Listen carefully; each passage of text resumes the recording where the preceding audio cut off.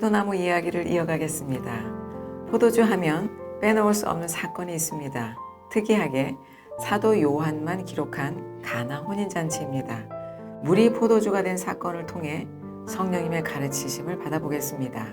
이 사건의 무대는 혼인잔치이지만 그 전에 말씀하신 것에서 눈치가 채집니다.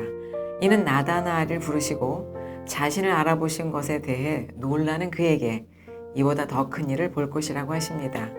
예수님께서 말씀하시는 이보다 더 큰 일은 하나님의 사자가 인자 위에 오르락내리락 하는 일입니다.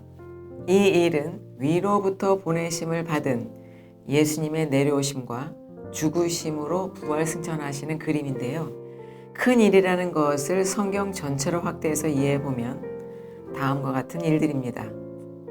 율법이 복음이 되는 일, 쓴물이 단물이 되는 일, 아랫물이 윗물이 되는 일, 야곱이 이스라엘이 되는 일, 음녀가 신부가 되는 일, 심판이 구원이 되는 일, 또 나다나엘이 참 이스라엘이 되는 일 등 더 많이 찾을 수 있습니다. 그 일의 일환으로 물이 포도주가 되는 것인데 간단히 읽고 넘어갈 수 없는 의미와 상징과 비유들을 담고 있습니다. 잔치집에 포도주가 떨어졌다는 것인데요. 어머니 마리아가 아들 예수에게 전하고 하인들에게 정결례용 돌 항아리에 물을 채우라고 합니다.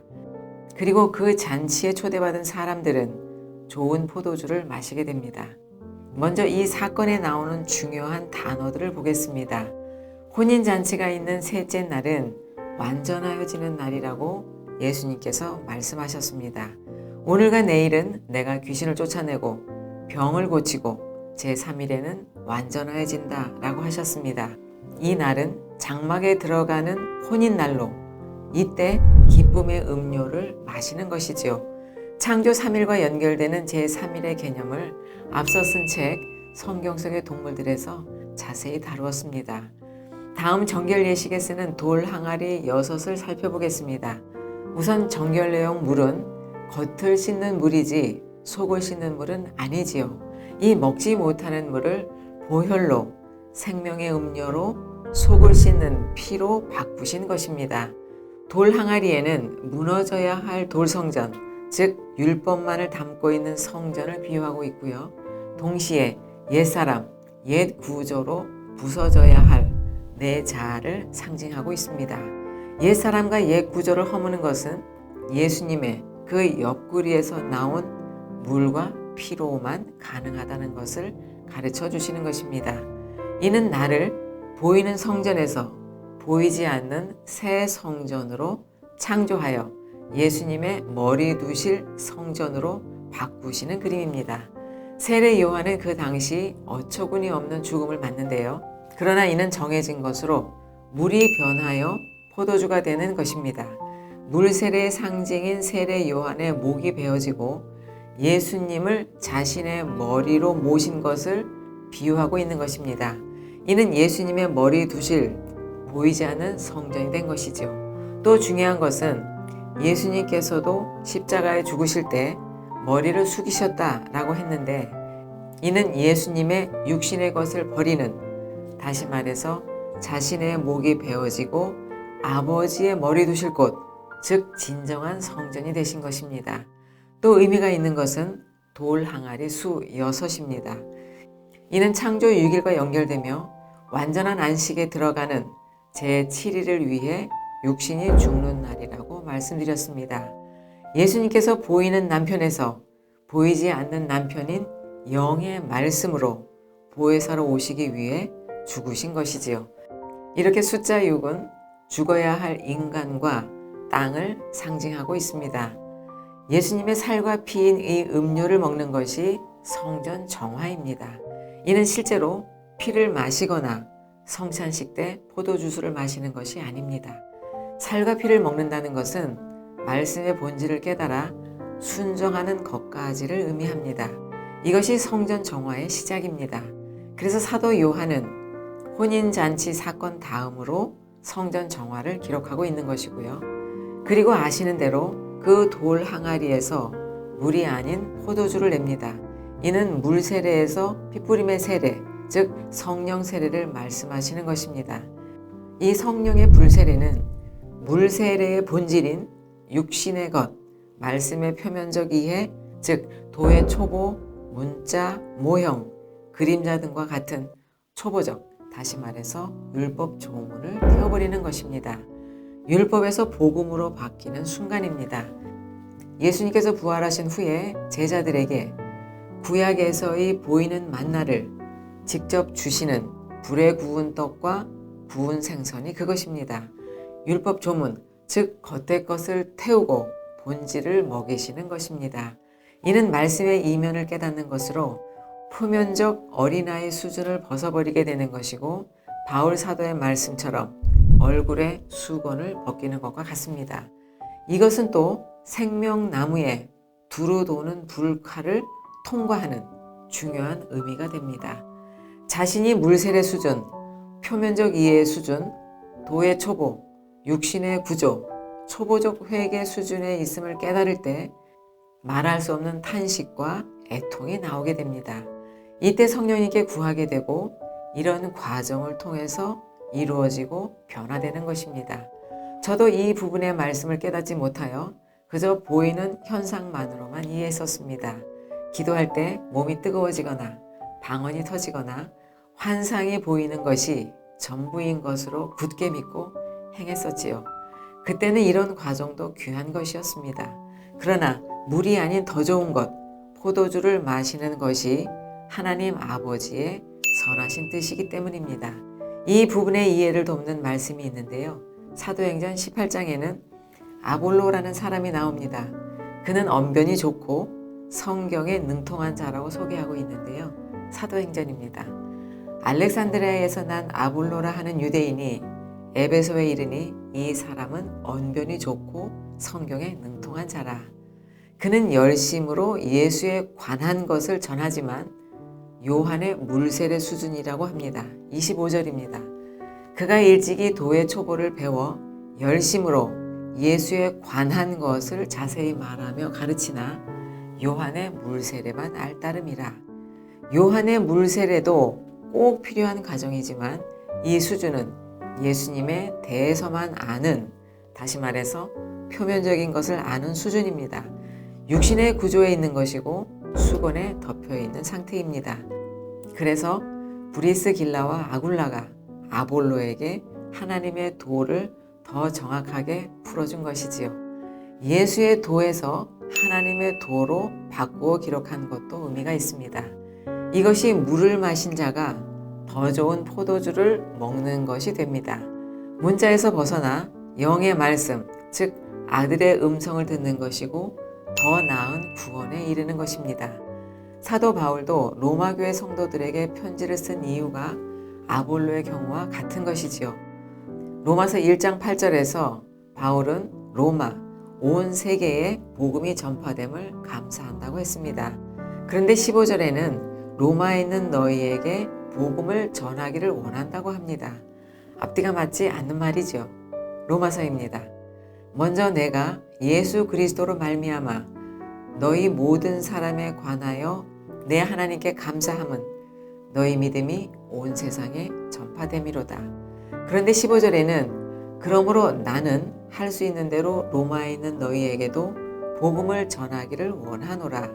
이는 말씀을 율법으로만 알고 있는 그들에게 복음, 즉 은혜와 진리의 예수님의 그 말씀을 전하려는 것이지요. 다시 말하면 바울 사도는 로마 교인들에게 말씀의 표면만 읽고 있음을 지적함과 동시에 말씀의 이면을 깨달아야 한다고 강력히 촉구하고 있는 것입니다. 바울은 12절에 너희 믿음과 나의 믿음을 비교하며 너희 믿음의 다음 단계가 있음을 알려주는데요. 이는 물세례에서 불세례로, 율법에서 복음으로, 땅의 수준에서 하늘 수준으로, 육신의 수준에서 영의 수준으로 변화되는 것을 의미합니다. 이것이 신령한 은사를 주어 견고하게 하는 것이고 새 포도주를 마시는 것이 됩니다. 저도 그 구조, 즉 육신의 구조인 물세례 수준, 성전 마당만 밟는 수준에 있었음을 나중에 깨달았습니다. 이 수준을 창세기 1장 2절에 흑암과 어둠과 혼돈과 공허라고 하는 것입니다. 성경은 이런 상태를 불법이고 악이라고도 합니다. 역시 사전적인 의미가 아니죠. 이제 새 포도주, 핏부림의 세례, 즉 불세례 수준에 이르러야 함을 깊이 깨닫습니다. 그래서 그 깨닫지 못하는 무지에서 구원해달라고 애통해하고 있는 것입니다. 여기 이 무지에서 나오는 것이 더 나은 구원인 것을 모두 잠들어 있는 새벽에 깨우쳐 주셨습니다. 무화과 나무 아래 있던 나다나엘도 이 더 큰 일을 봤을 것입니다. 이렇게 포도나무를 통해서 자연스럽게 포도주의 진정한 의미들을 알 수 있었습니다. 이해를 돕기 위해 도표로 다시 정리한 것입니다. 화면을 잠시 멈추시고 보시면 좋을 것 같습니다.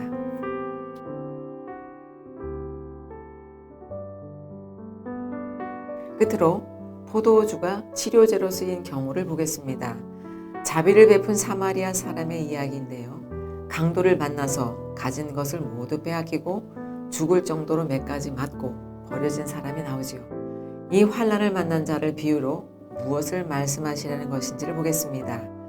말씀의 시작은 영생을 묻는 율법 교사의 질문이었습니다. 내용을 보시면 이 율법 교사가 알고 있는 하나님의 사랑과 이웃 사랑은 표면적으로만 이해하고 있음을 알 수 있습니다. 이것을 문맥으로 볼 때 강도 만난 자는 당시 율법 교사들의 가르침인 사람의 계명, 장로들의 전통들 때문에 죽어가는 이스라엘 백성을 비유하고 있음을 알 수 있습니다. 그리고 자비를 베푼 사마리아 사람은 예수님을 예표하고 있고요. 예수님의 이웃 사랑은 복음을 빼앗긴 자에게 행하신 치유 방법에 있습니다. 기름과 포도주를 붓고 싸매어 주십니다. 기름과 포도주는 살과 피로 예수님의 그 영의 말씀입니다. 복음을 빼앗긴 이스라엘을 그 말씀으로 고치신다는 의미가 됩니다.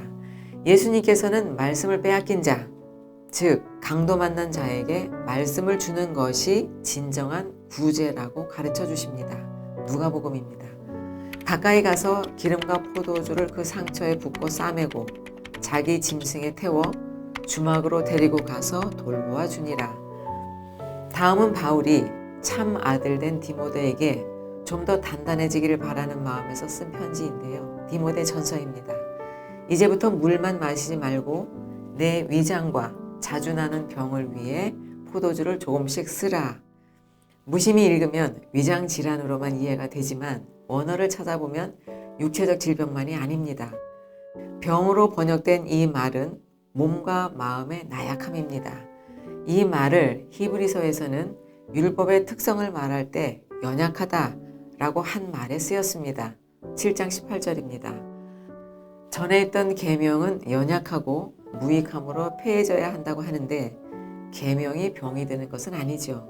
완전하지 않다는 것입니다. 다음 포도주를 조금 쓰라는 위의 뜻을 밝히다 라는 뜻으로 흥미롭습니다. 간단히 정리하면 디모데는 육체적 나약함으로 위장질환 같은 병이 있을 수도 있습니다.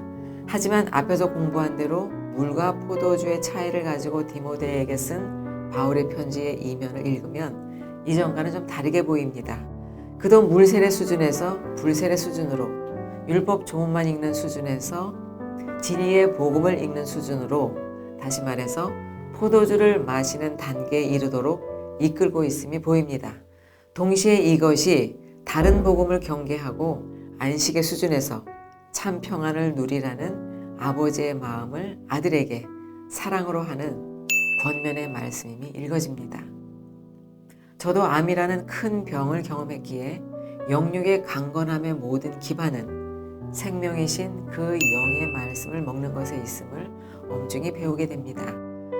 그리고 혼인 잔치집에 있었던 그 빈 돌 항아리와 같이 텅 비어있는 저에게 먼저 물을 채우시고 그 물을 포도주로 바꾸셔서 혼인날 기쁨의 음료로 같이 마시자고 하시는 예수님의 그 마음을 제 마음에 담습니다. 오늘 여기까지입니다. 다음은 종려나무를 가지고 오겠습니다. 감사합니다.